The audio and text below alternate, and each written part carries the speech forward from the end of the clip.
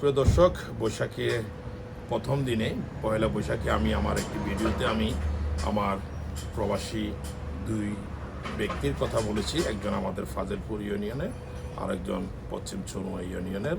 দুইজনে মুমূর্ষু অবস্থায় হসপিটালে আছে, কাতার প্রবাসী। আজকে আমরা যে ব্যক্তিটির কথা বলতে আসছি, যে পেয়ার আহমদ বাচ্চু আমাদের পশ্চিম চনুয়া, বাড়ির নামটা কি? হাসন আলী ভুঁইয়াবাড়ি পশ্চিম সুনুয়াতে। পেয়ার আহমদ বাচ্চু, তার বাবা হচ্ছে প্রকৌশলী আবু আহমদ। উনি আমাদের কাতার প্রবাসী। ওনার নিজের ব্যক্তিগত কিছু কর্ম নিয়ে কাতার প্রবাসে আছেন।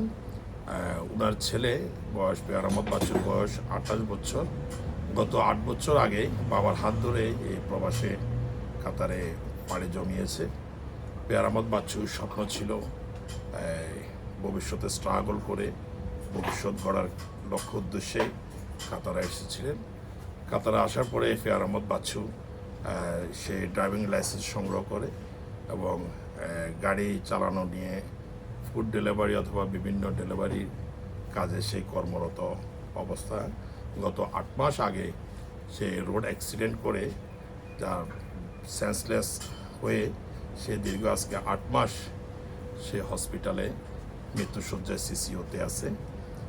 এই অবস্থাতেই আমরা আমাদের এই প্রবাসীর মায়ের যে এক ছেলে এক মেয়ে, একটি মাত্র ছেলে, এই মায়ের কান্না আর এই মায়ের আহাজারি, যে সন্তানকে কাছে না পাওয়ার, একটি সন্তান, একটি ছেলে মাত্র, মায়ের কান্না আমরা কাছ থেকে শুনেছি।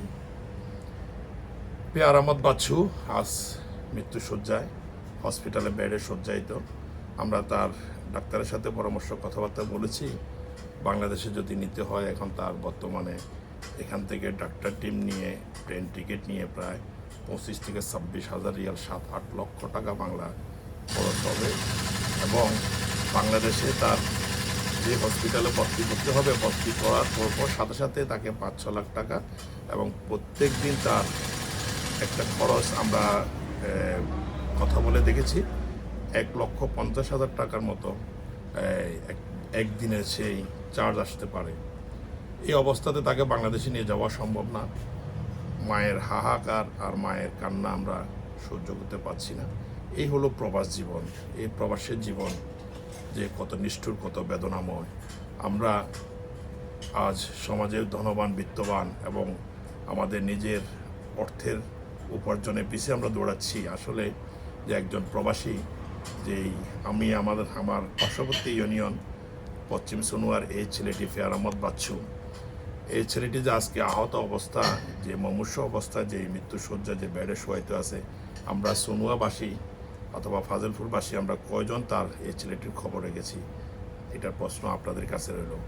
সুপ্রিয় দর্শক, আজকে আমরা এই মুহূর্তে আমাদের মাঝে আমরা ওনাকে কল করেছি। পেয়ার আহমদ বাচ্চুর সদ্য পিতা আমাদের সাথে উপস্থিত হয়েছেন। কিছু আমরা তার শারীরিক অবস্থা এবং কি ভবিষ্যতে আপনাদের কাছে কি চাওয়া আছে তার বাবার সাথে আমরা যদি একটু কথা বলি। আমরা যদি ক্যামেরাটা একটু ওর বাবার দিকে একটু ঘুরে দেখি।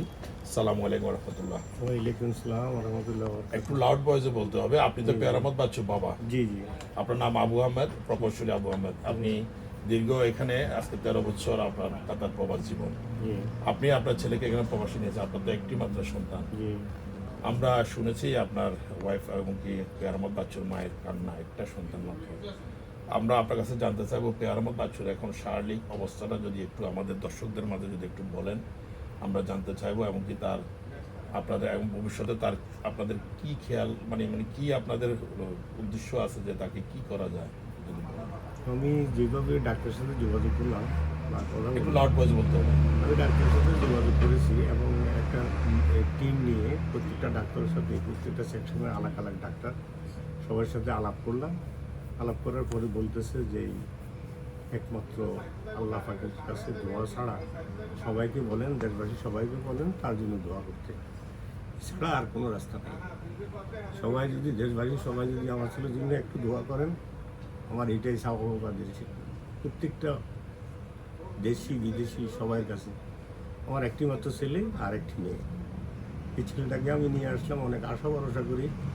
এখানে ছোটোখাটো একটা কোম্পানিও খুলে দিলাম, চিন্তা করলাম নিজে হয়তো বয়স হয়ে গেছে চলে যাব দেশে, এই চিন্তা করে একটা কোম্পানি খুলে দিয়েছি যে ছেলেটাকে অন্তত এস্টাবলিশ করে দিয়ে আমি চলে যাব। এই মুহূর্তে আমার ছেলে আজ থেকে 8 মাস আগে আবু আমর আনসার গ্যালারির পাশে তার গাড়ি অন্য একটা ড্রাইভার, শ্রীলঙ্কার ড্রাইভার, উনি পিছিয়ে অ্যাক্সিডেন্ট করে দিয়েছে। এর পরিপ্রেক্ষিতে পুলিশকে অনেক আমি নিজেও জানি না কখন বা কোন মুহূর্তে অ্যাক্সিডেন্ট হয়েছে, আমি নিজেও বলতে পারি না। ওই দিন ছিল বৃহস্পতিবারে আমি কল করলাম, আমার ছেলে টেলিফোন বন্ধ অবস্থায় আমি জুমাদিন আমার ছেলেকে টেলিফোন করি ফাইনে না পাওয়ার পরিপ্রেক্ষিতে আমি বাসায় যেতে করি আমার ছেলে তখন নাই। পুলিশটা খোঁজ করতে পরবর্তীতে খবর পাই আমার ছেলে আহমেদ হাসপাতালে আসে। ওইখান থেকে নিয়ে ডাক্তারকে জিজ্ঞাসা করলাম, ছেলের অবস্থা দেখি খুবই। সুপ্রিয় দর্শক, উনি খুবই ইমোশনাল হয়ে গেছে, ওনার চোখের পানি একটু মুছতে হবে, চোখের পানি চলে আসছে ওনার। আমি এটাই অনুরোধ করতেছি দেশবাসীর কাছে, সবাই যদি আপনারা দোয়া করেন আমার ছেলেটা সুস্থ হবে। আপনাদের কাছে আমার কিছুই চাওয়া পাওয়া নাই, শুধু একমাত্র দোয়া ছাড়া অন্য কিছু নাই। ডাক্তার বলতেছে যে একমাত্র আল্লাহ ছাড়া কোনো ব্রেনে এফেক্ট হচ্ছে, ইনশাল্লাহ ঠিক হয়ে যাবো। সবাই দোয়া করলে সব, যদি প্রত্যেকে দোয়া করেন, নামাজ পড়বার পরে একটু দোয়া করেন, দোয়া ছাড়া আমার কাছে আর কিছুই চাওয়া পাওয়া নাই। কিন্তু এটাই আমি দেশবাসীর কাছে অনুরোধ করতেছি। সুপ্রিয় দর্শক, আবু আহমদ পেয়ার আহমদ বাচ্চুর সদ্য বাবাজান, উনি খুব ইমোশনাল হয়ে গেছে। আসলে প্রবাসের বাড়িতে হায়াত মতো সবে আল্লাহর হাতে। অ্যাক্সিডেন্টটা অপ্রত্যাশিত অ্যাক্সিডেন্ট, এই অপ্রত্যাশিত অ্যাক্সিডেন্টে কারোই দোষ মনে করে না, যেহেতু অ্যাক্সিডেন্টে আজ 8 মাস মৃত্যুসজ্জা আছে তার। আপনি একটু আমাদেরকে ক্লিয়ার করেন যে ওর এখন যে আপনি যে হসপিটালে দেখতে গেছেন তার অবস্থাটা, মানে তার মুভমেন্ট কিরকম, কি আসলে দেখছেন? ডাক্তার বলেছে যে সর্বশেষ অবস্থা, ডাক্তার বলেছে যে 20% ইনশাআল্লাহ ঠিক আছে, ইমপ্রুভ হয়েছে, প্রগ্রেস হয়েছে। এখন শুধু একটাই, শুধু আর যদি চেঞ্জটা ঠিক হয়ে যায় তাহলে ইনশাআল্লাহ ঠিক হয়ে যাবে। তার চেঞ্জ নিয়ে, মাথার চেঞ্জ নিয়ে বর্তমানে একটু সমস্যা হচ্ছে। তো সবাই দোয়া করলে ইনশাআল্লাহ, বলতেছে একমাত্র আল্লাহ ছাড়া কোনো উপায় নেই। এটার জন্য একমাত্র আল্লাহকে যদি সবাই আল্লাহকে একটু বলেন, ইনশাআল্লাহ আল্লাহর প্রতি দৃষ্টি অবলম্বন করেন, নামাজ পড়ে সবাই যদি দোয়া করে ইনশাআল্লাহ ঠিক হয়ে যাবে আল্লাহ তাআলা। এটাই। সুপ্রিয় দর্শক, আমরা ওনার সাথে অনেকক্ষণ কথা বলেছি। ওনার যে অবস্থা, এই অবস্থাতেও দেশে এই ছেলেকে পেয়ার আহমদ বাচ্চুকে দেশে নিয়ে যাওয়ার কোনো ব্যবস্থাও নাই, যেটা সম্ভব না। তবে মায়ের যে হাহাকার আমি শুনেছি, একটা সন্তানই মাত্র তার, একটা ছেলে একটা মেয়ে। আমি সকল প্রবাসী যারা আছেন, প্রবাসীদেরকে সতর্ক করব, এবং এটার পরের ভিডিওতে আমি গাড়ি ড্রাইভ নিয়ে, গাড়ি চালানো নিয়ে কিছু সতর্কতা করব, একটি ভিডিও নিয়ে আসব। আমরা সকল প্রবাসীকে বলবো যে আপনারা আপনাদের নিজ বাড়ি, নিজ গ্রাম, নিজ প্রতিবেশী, আপনাদের কেউ না কেউ আপনার জন্য অপেক্ষা করতেছে। সো আমরা এখানে যারা প্রবাসী আছি, আপনারা আপনাদের সেফটির মোতাবেক, সেফটি মেনে চলেই রোডের যেই নিয়ম কানুন, ট্রাফিক ডিপার্টমেন্টের যে নিয়ম কানুন, ওই নিয়ম কানুন মেনেই আপনারা চলুন।